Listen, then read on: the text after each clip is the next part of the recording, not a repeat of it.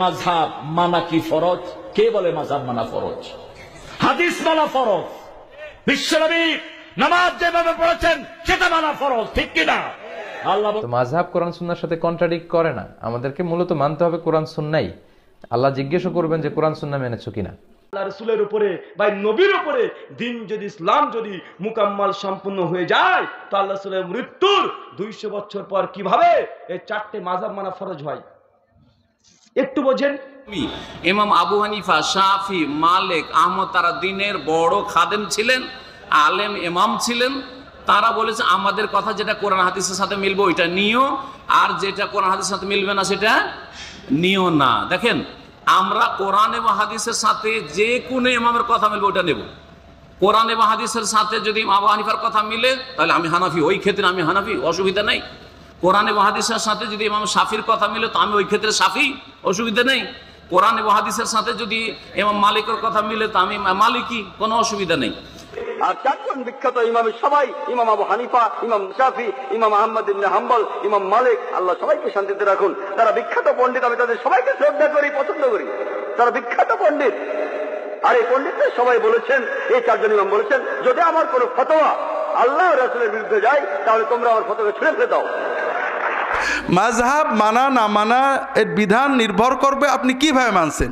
যদি আপনি মনে করেন যে আমি অত কোরআন হাদিস বুঝি না, আমি এই আমার দেশের আলেমরা যে কথা বলে ওইটা মানবো, হুজুররা যাই বলুক, কোরআন বিরোধী হোক হাদিস বিরোধী হোক তাই মানবো, এইরকম মানা নাজায়েজ।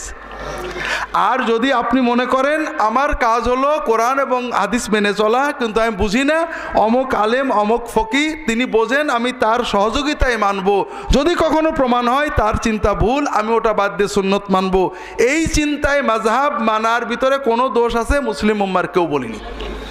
এই চারটি মাযহাবের প্রতিটি মাযহাবেরই অনুসারী যারা, তারা কিন্তু এই চারজন ব্যক্তিকে অনুসরণ করেন না, তারা কোরআন এবং হাদিসকে এই চারজন ব্যক্তির ব্যাখ্যায় অনুসরণ করেন। অতএব এ অর্থে মাযহাব মানাটা দোষণীয় নয়। হ্যাঁ, যদি এমন হয় যে উনি যা বলেছেন আমি তা মানব, সেটা দলিল সমৃদ্ধ হোক বা না হোক, অন্ধের মতো, এরকম যদি হতো তাহলে সেক্ষেত্রে সেটা অবশ্যই নিন্দার ছিল। এবং এরকম যদি কেউ কারোর অনুসরণ করে, আছে অনেকের অনুসরণ করে এভাবে, তাহলে সেটা কিন্তু সত্যিই নিন্দনীয় এবং নিকৃষ্টতম। কিন্তু মাযহাব অনুসরণ করতেছি অসুবিধা নাই, মাযহাব অনুসরণ করতেছি কোনো সমস্যা নাই, কিন্তু আল্লাহর নবীজির শক্ত সহিহ হাদিস যখন আমার সামনে দাঁড়াবে, পানি সামনে আসলে যেমন তায়াম্মুম অচল, আল্লাহর নবীজির হাদিস সামনে আসলে দুনিয়ার সমস্ত মানুষের মতামত হয়ে যায় বাতিল। তাহলে আপনি হানাফি মাযহাব মানেন, শাফি মাযহাব বলেন, মালিকি মাযহাব বলেন, মদিনার মাযহাব বলেন, মক্কার মাযহাব বলেন, যেই কারো মাযহাব মানার বৈধতা আপনার জন্য আছে বিশারতিন, একটা শর্তে, সেটা হচ্ছে আপনি কোরআন সুন্নাহর দলিলের সাথে যার মাযহাব বা যার আদর্শ মিলবে আপনি তারটা মানবেন। কোরআন সুন্নাহর আদর্শের বাহিরে হলে যার কথা পাওয়া যাবে তার কথা করে মুসলিম মানতে পারে না। আমাদেরকে যখন ব্রিটিশরা আমাদেরকে ছেড়ে চলে যাচ্ছে, তো ব্রিটিশরা ছেড়ে চলে যাচ্ছে মানে আপনাকে রেখে চলে যায় নাই। ব্রিটিশ এখানে তার ফিঙ্গারপ্রিন্ট রেখে তারপরে গেছে। ফিঙ্গারপ্রিন্ট মানে আমি আপনাকে রেখে যাচ্ছি, কিন্তু আমি আপনাকে রেখে যাচ্ছি না। আমি আপনাকে ছেড়ে যাচ্ছি, কিন্তু আমি আপনাকে ছেড়ে যাচ্ছি না। তারা, আমরা আমাদের মতো করে রাষ্ট্র পরিচালনা করছি, তারা চলে গেছে ইংল্যান্ড আমেরিকায়। সেখানে তারা কি করেছে জানেন? সেখানে তারা গবেষণা সেল তৈরি করেছে, কোটি কোটি ডলার সেই গবেষণাতে খরচ করে। সেটার নাম দিয়েছে ওরিয়েন্টালিজম। কি নাম দিয়েছে? ওরিয়েন্টালিজম। আপনাদের কাছে শব্দটা অনেক পজিটিভ, রিসার্চের জগতে, গবেষণার জগতেও শব্দটা অনেক পজিটিভ, কারণ তারা জানে নেগেটিভিটিকে পজিটিভিটিতে রূপান্তর কেমনে করতে হয়। দে নো ইট, এটা তারা জানে। আমাদের ব্যাপারে দুঃখ হচ্ছে আমরা নেগেটিভিটিকে পজিটিভিটি করব তো দূরের কথা, আমরা জানি পজিটিভিটিকে নেগেটিভিটি কেমনে করতে হয়। আপনারা বুঝতে পারছেন? তারা কি করেছে জানেন? কোটি কোটি ডলার সেই জায়গার মধ্যে খরচ করেছে। খরচ করে গবেষণা সেল তৈরি করে বড় বড় গবেষক নিয়োগ দিয়েছে। এলমে হাদিসের মধ্যে যেমন আমরা বলি না ইমাম বুখারী, ইমাম মুসলিম, তাদের ওখানেও এই ওরিয়েন্টালিজম জগতের মধ্যে ইমাম বুখারী আছে, গোল্ড জেহের, এই ধরনের বড় বড় নাম। কিতাবও কত সুন্দর দেখেন, the origin of Mohammedan jurisprudence, the origin of Mohammedan jurisprudence, মানে আমার নবীর দেওয়া ফিকহের উসুল, শিকড়। কথাগুলো শুনতে খুব সুন্দর না? বলতেছে আমার নবী সাল্লাল্লাহু, কিতাবের নাম সুন্নাহ, কিন্তু সুন্নাহ আবার শুরু দিয়ে আরেকটা শব্দ লাগিয়েছে, সুন্নাহর জটিলতা। আমার নবীর জীবনী লিখেছে, হাদিসের উপর বড় বড় বই লিখেছে, ফিক উসুলুল ফিকের উপর বই লিখেছে। তাদের চাওয়া, তাদের মেন্টালিটি কি? তাদের মেন্টালিটি হচ্ছে যখন তারা যাচ্ছে তখন তারা আমাদের এখানকার সিলেবাসকে দুই ভাগ করেছে। এক ভাগকে নাম দিয়েছে, এটা বলে মাদ্রাসা, এটা কি, আর এটা হচ্ছে স্কুল। স্কুলরে বাংলা করলে হয় বিদ্যালয়, মাদ্রাসাকেও বাংলা করলে কি হয়, বিদ্যালয়। যেই লাও সেই কদু, এটা মাদ্রাসা। আপনি মাদ্রাসার লোকজনকে জিজ্ঞেস করেন আমি স্কুলে যাই, এটা আরবি করতে বলবেন, তো উনি বলবেন আনা আযহাবু ইলাল মাদ্রাসা।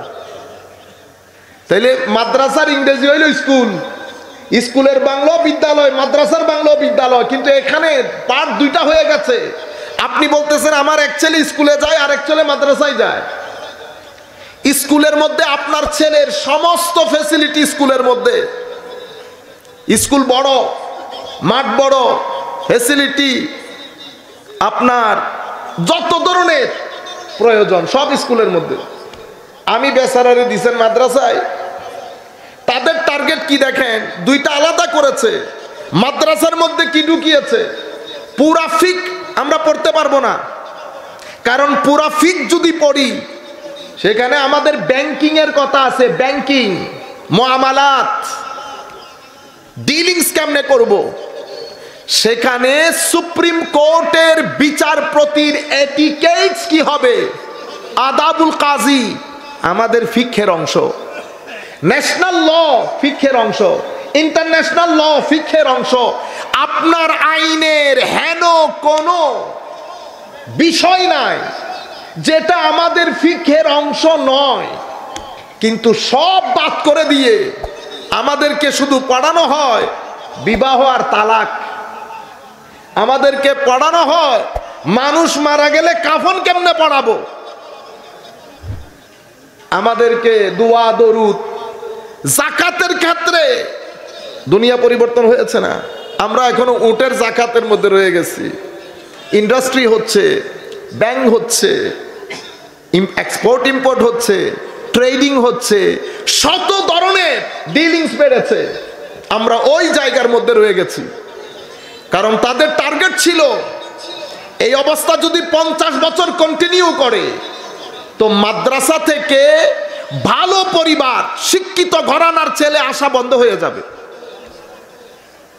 অপেক্ষাকৃত যারা ফ্যাসিলিটিতে বড় হয় তারা আসা বন্ধ হয়ে যাবে। তারা আসা যদি বন্ধ হয় তো সেকুলার সোসাইটির মধ্যে ধর্মের গ্রিপ নষ্ট হয়ে যাবে। ধরেন আমরা সবাই মুসলমান, বহুত তাগড়া মুসলিম, কিন্তু আমার যিনি পলিসি মেক করে আমার শিক্ষা ব্যবস্থার ক্ষেত্রে উনি পরিপূর্ণরূপে সেকুলার, বুঝতে পেরেছেন? তো উনি যখন ল বানাবেন এখানে আমার কোনো লাইকিং ডিসলাইকিং থাকবে? কারণ আপনি সমগ্র বাংলাদেশকে রিপ্রেজেন্ট করছেন না, আপনি মুসলিমেও দুই একজনকে রিপ্রেজেন্ট করছেন। আপনারা আমার কথাগুলো বুঝতে পারছেন? তো তাদের টার্গেট অনুযায়ী 50 বছর অতিক্রম করতে হয় নাই, 20-30 বছরের মধ্যে খাতে পিতে ঘরানা যেগুলাকে বলে, সোসাইটির মধ্যে, সমাজের মধ্যে নামকরা পরিবার, অভিজাত পরিবার, প্রভাবশালী পরিবার, শিক্ষিত পরিবার, অর্থবিত্তশালী পরিবার, সমগ্র পরিবার থেকে মাদ্রাসায় আসা বন্ধ হয়ে গেছে। নাম্বার 1। নাম্বার 2, এখন সেকুলার লোক যদি ইসলাম জানতে চায়, শরিয়া জানতে চায়, তারা কিভাবে জানবে?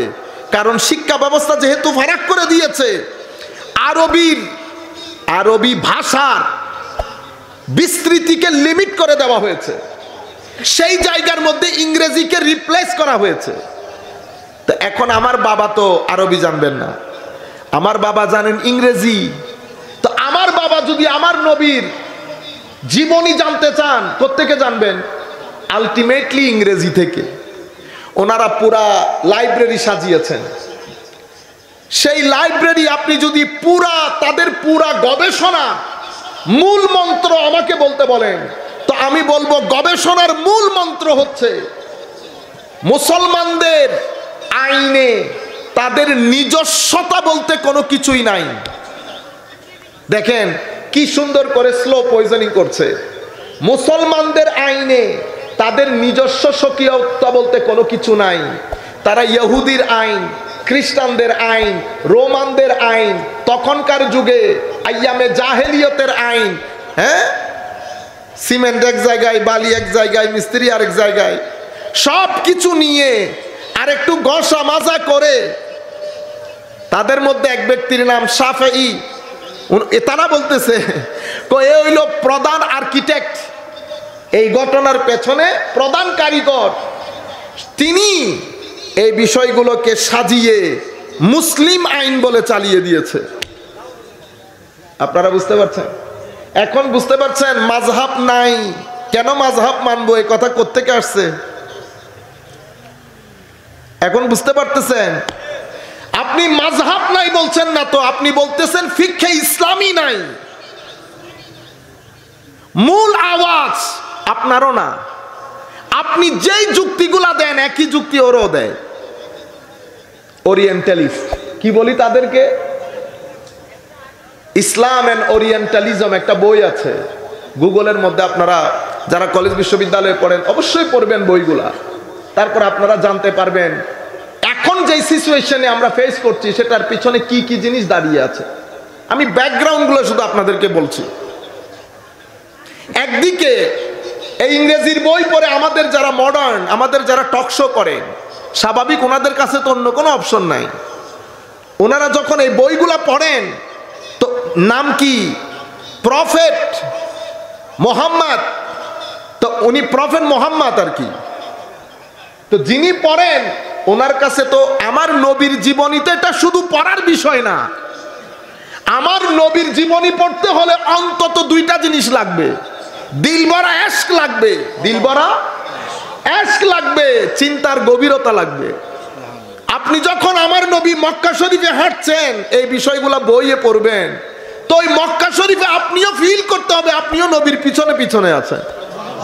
এটা তো শুধু আপনি শিলপাথরের করা না, এটা আমার নবীর জীবনী পড়ছেন। কিন্তু তাদের লিখনির মধ্যে তো ওই আদব নাই। তারা চাইতেছে ধর্ম পড়বে কিন্তু ধর্মের বিষয়ে কোনো আবেগ থাকবে না।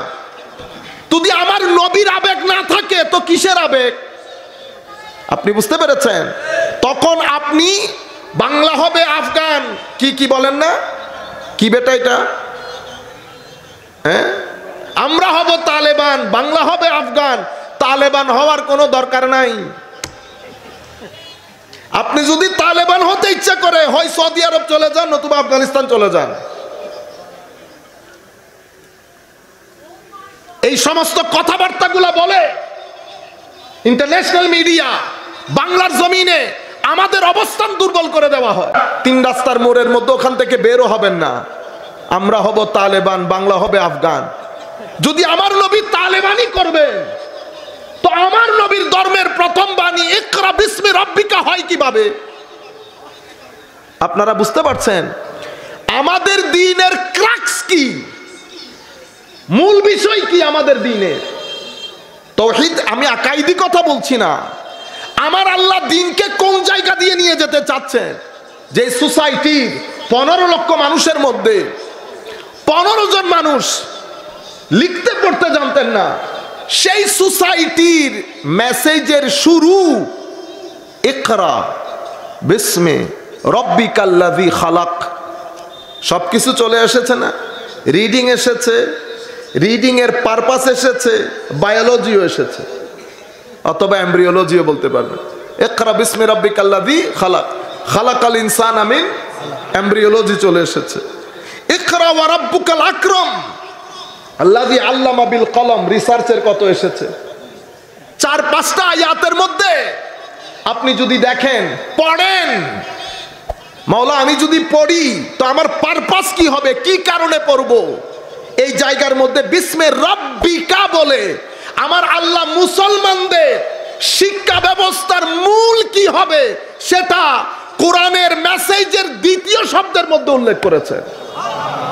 সায়েন্স পড়েন বিসমে রব্বিকা, বিসমে রব্বিকা, আর্টস পড়েন, কমার্স পড়েন, বায়োলজি পড়েন, এমব্রিওলজি পড়েন, ফিজিক্স পড়েন, ম্যাথ পড়েন, যেটাই আপনি পড়বেন আপনার পড়ার মূলই হবে বিসমে রব্বিক অথবা লিআজলে রব্বিক। আপনারা বুঝতে পেরেছেন? আমি যা কিছু পড়বো আমার আল্লাহর জন্য পড়বো। তাইলে আমাদের ইসলামী শিক্ষা ব্যবস্থার মূল ডিসাইডেড হয়ে গেছে না? আমি টাকার জন্য না, টাকা বানানোর জন্য না, নাম বানানোর জন্য না, ঘর বানানোর জন্য না, কেন পড়বো বিসমে রব্বিক। তো যেই দিনের প্রথম ওহী ইকরা, আপনি বলতেছেন আমরা হব তালেবান, কি কি আফগান, বাংলা হবে আফগান। ইন্না লিল্লাহি ওয়া ইন্না ইলাইহি রাজিউন। আপনি ধর্মের কিছু মূল বিষয় দেখেন, এই মেসেজ থেকে শুরু করে আপনি সৃষ্টির শুরুতে চলে যান। যখন আমার আল্লাহ আদম সৃষ্টি করেছেন তখনও কি ওয়া আল্লামা আদামাল আসমাআ কুল্লাহা সুম্মা আরাদাহুম আলাল মালাইকা ফাকালা আম্বিউনি বিআসমাই হাউলা ইন কুনতুম সাদিকিন। যখন সৃষ্টির শুরু আদম আলাইহিস সালাম, মানে আমাদের মানবের শুরু আদম আলাইহিস সালাম, সেই আদম আলাইহিস সালামের ক্ষেত্রেও আমার আল্লাহ বলছেন কি ওয়া আল্লামা আদামাল আসমাআ কুল্লাহা, আমি আদমকে সমস্ত কিছুর নাম শিক্ষা দিয়েছি। এখন আসমা কুল্লাহা বলতে আল্লাহর মুরাদ কি আল্লাহ জানেন, সেখানেও জানার কথা। তো আল্লামা আদম আল আসমা থেকে যদি আপনি ইকরা পর্যন্ত আসেন, যারা এই মেসেজ নিয়ে এসেছেন তাদেরকে নবী বলে। কি বলে? নবী এবং রসুল। নবী শব্দের মূলের মধ্যে যদি ঢুকেন, হামজা দিয়ে পড়েন আর হামজা ছাড়া পড়েন, নবী পড়েন অথবা নবী পড়েন, মাদ্রাসার ছাত্ররা বুঝবে ফাইল বা মানা মফউল। আমরা তো অত কিছু বুঝি না একেবারে সাধারণ ছাত্র হিসেবে। এটার অর্থ কি? এটার অর্থ হচ্ছে হয় মুআল্লিম নতুবা মুআল্লাম। উনি নিজে আল্লাহর পক্ষ থেকে শিক্ষিত অথবা আল্লাহর পক্ষ থেকে আপনাকে অদৃশ্যের বিষয়ে শিক্ষা দান করার জন্য শিক্ষক। আমি ক্রাক্স বলেছি না, ক্রাক শব্দটা বোঝানোর জন্য আপনাকে এই কথাগুলা বলছি। নবী, এরপরে নবীর নবুয়তি জিম্মাদারি যদি দেখেন, এটাকে বলে 4টা নবুয়তি জিম্মাদারি, প্রধান জিম্মাদারি। কি? ইয়াতলু আলাইহিম আয়াতিহি, আল্লাহর আয়াত আপনাকে পড়ে শোনানো, আপনার কাছে পৌঁছিয়ে দেওয়া, সেটার সংরক্ষণ করা। ওয়া ইউযাক্কিহিম, আপনার পরিশোধন করা, চারিত্রিক পরিশোধন, নৈতিক পরিশোধন করা। কেন? কারণ আপনি মানুষ হিসেবে আপনি না ফেরেশতা, নিরা ফেরেশতাও না, কিন্তু ফেরেশতার কিছু জিনিস আপনার ভিতরে আছে। আপনি নিরা শয়তান না, কিন্তু শয়তানের শয়তানিয়ত আপনার ভিতরে আছে। আপনি নিরা হাইওয়ান গরু ছাগল না, কিন্তু হাইওয়ানের হাইওয়ানিয়ত আপনার ভিতরে আছে। কারণ আমার আল্লাহ জিনকে জিনের মতো করে আগুন দিয়ে সৃষ্টি করেছেন, পশু পাখিকে পানি দিয়ে সৃষ্টি করেছেন, ফেরেশতাকে নূর দিয়ে সৃষ্টি করেছেন, শয়তান জিনকে আল্লাহ আগুন দিয়ে সৃষ্টি করেছেন। তো মাওলা আমার সৃষ্টির সময় কি কি জিনিস ব্যবহার করেছেন? সব ব্যবহার করেছি। আমাকে অ্যান্টিবায়োটিক বানিয়েছে। কি বানিয়েছে? অ্যান্টিবায়োটিক। আমার উপাদানগুলোর মধ্যে আল্লাহ পানিও রেখেছেন, মাটিও রেখেছেন, আগুনও রেখেছেন। আমার আল্লাহ আমার সৃষ্টির ভিতরে আমার আল্লাহ নূরও রেখেছেন। আপনি মাটি নিয়ে এক পাশে চলে যাইতেছেন, ওয়া নাফাখতু ফীহি মির রূহি, এত সহজ। আপনি রুহের তাফসীর যে আন্দাজে করে ফেলতেছেন এত সহজ। কি বলবেন রুহি? কি জিনিস বের হয়ে যায় আপনার কাছ থেকে যেই কারণে আপনি লাশ? সেটা দেখতে কেমন, কোথায় থাকে, কোত্থেকে আসে, কোথায় চলে যায়, আপনার শরীরের মধ্যে কোথায় আছে সেটা? এখানে ধরলে এখানে ব্যথা, এখানে ধরলে এখানে ব্যথা। রূহ থাকে কই, দেখতে কেমন, কোত্থেকে এসেছে, কোথায় যাবে, কিভাবে বের হলো, বের হয়ে গেছে এতগুলা মানুষ দেখলাম না যে? কিছু জিনিস আপনারা যেভাবে সহজ করে বুঝিয়ে ফেলেন, আসলে কি এটা এত সহজ? বাস আমার আল্লাহ ঘোষণা করে দিয়েছেন ওয়ানাফাখতু ফীহি মির রূহি, আমার আল্লাহ রূহ দান করেছেন। ইনসান সব কিছুর কম্বিনেশনের মাধ্যমে ইনসান, সেই কারণে মানুষ নিরা ফেরেশতা না, কিন্তু মানুষের ভিতরে ফেরেশতার কিছু বৈশিষ্ট্য আল্লাহ রেখেছেন। আমরাই বলি না ওদের ছেলেটা আরে মানুষ দেখতে মানুষ হলো, নিরা ফেরেশতা।